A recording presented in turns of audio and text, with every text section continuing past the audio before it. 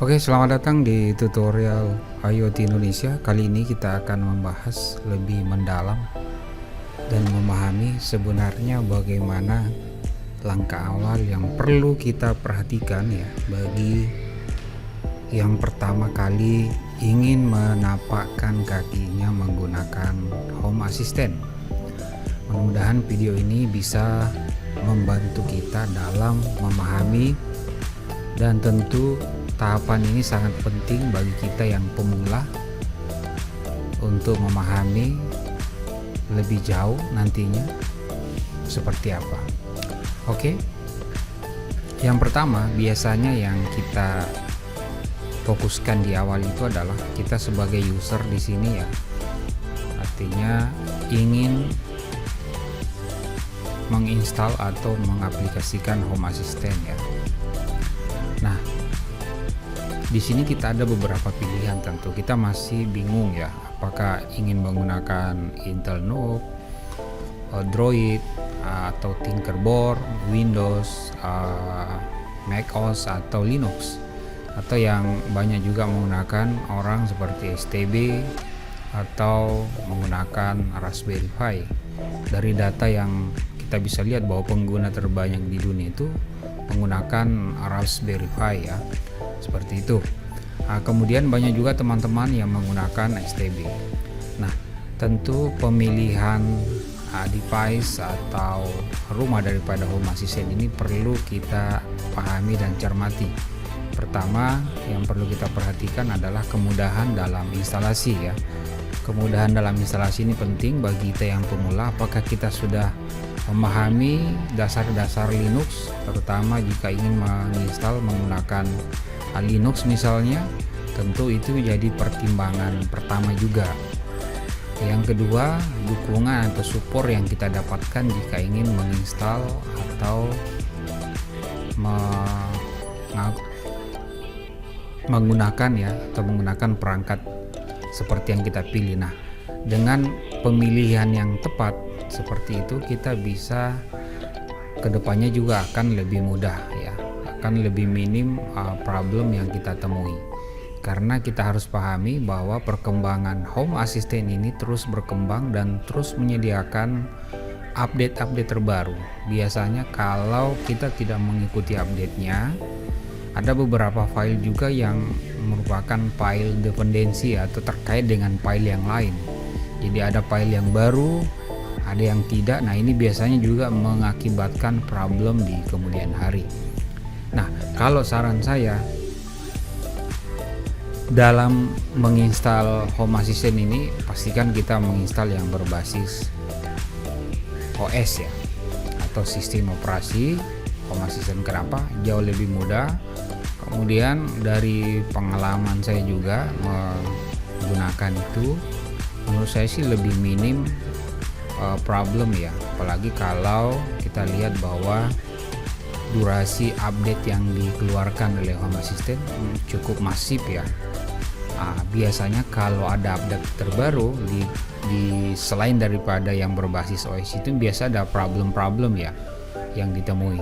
Nah, tentu jika kita memiliki banyak perangkat, tentu ini menjadi persoalan tersendiri nantinya. Oke, setelah kita paham, jadi kita memilih di sini sesuai dengan kebutuhan ya. Saya tidak ingin mengecilkan salah satu pilihan device yang kita pilih. Cuma saya ingin memberikan gambaran secara umum dan detail bahwa pemilihan perangkat yang tepat tentu akan memudahkan kita juga ke depannya jika perkembangan atau pertumbuhan daripada perangkat yang kita miliki juga sudah berkembang.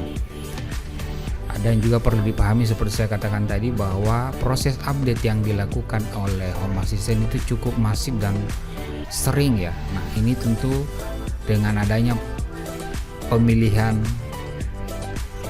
device untuk rumah daripada Home Assistant ini sangat penting. Nah, setelah kita memilih tentu dengan pertimbangan yang ada, kita berpindah ke tahap pemilihan device. Setelah kita menginstal, tentunya langkah kedua yang menurut saya juga sangat krusial adalah pemilihan device. Pemilihan device ini, apakah kita ingin menggunakan device yang berbasis cloud atau lokal, atau kita ingin menggunakan dua-duanya. Saya juga ingin memberikan gambaran supaya kita yang baru bergabung dan baru mengenal Home Assistant ini bisa lebih memahami seperti apa sistem device yang kita bisa pilih. Pertama, untuk sistem cloud, kalau kita lihat bahwa Home Assistant itu akan mendapatkan IP dari modem ya, kalau kita lihat dari jalur ini ya. Kemudian untuk mengakses, misalnya untuk menyalakan, mematikan perangkat pintar kita dari Home Assistant kita, yaitu tentu jalurnya dari Home Assistant ke device itu masuk ke modem dulu, kemudian masuk ke cloud. Yang kebanyakan kita pakai sekarang adalah cloud daripada Tuya. Kemudian setelah dari cloud kembali lagi ke modem, kemudian kembali ke device. Itu adalah jalur yang dilalui pada saat kita ingin mengeksekusi atau mengakses sebuah perangkat smart yang ada di lingkungan sistem cloud.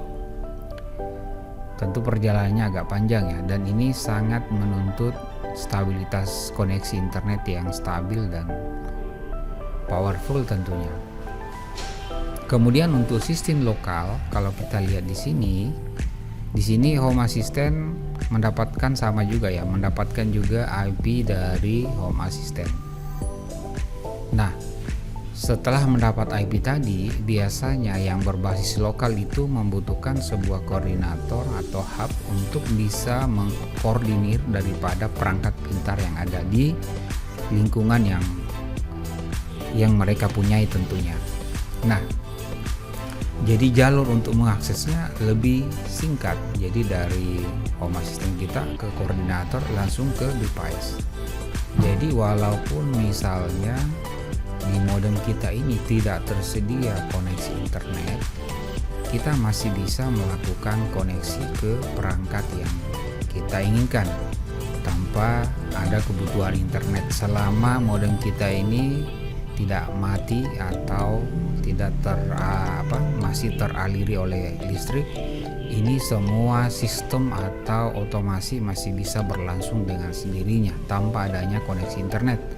Namun kalau berbasis cloud, misalnya kalau di modem kita ini tidak ada koneksi internet, dipastikan bahwa device kita ini kita tidak bisa akses ya, jadinya dia tidak tersedia seperti itu. Nah, tentu dengan mengetahui ini kita lebih berpikir bahwa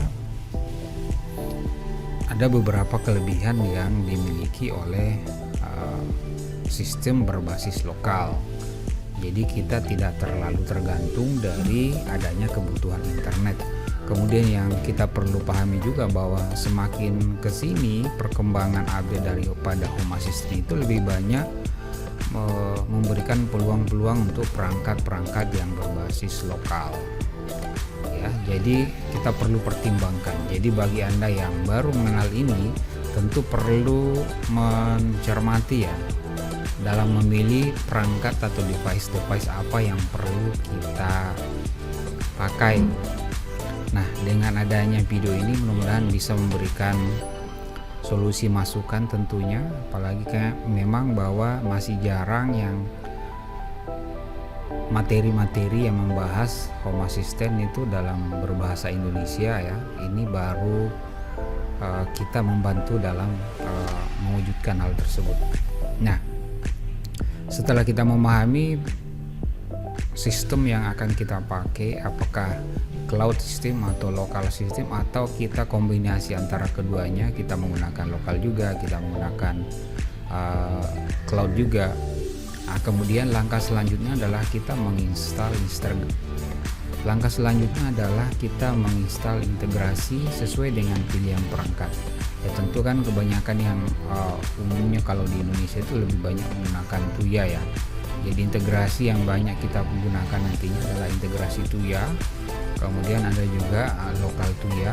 Nah, kalau yang biasanya lokal terkait dengan ini, kebanyakan misalnya MQTT kita gunakan. Nah, ini hanya contoh, ada beberapa lagi integrasi yang ribuan integrasi yang kita bisa gunakan terkait dengan jenis perangkat yang kita pakai.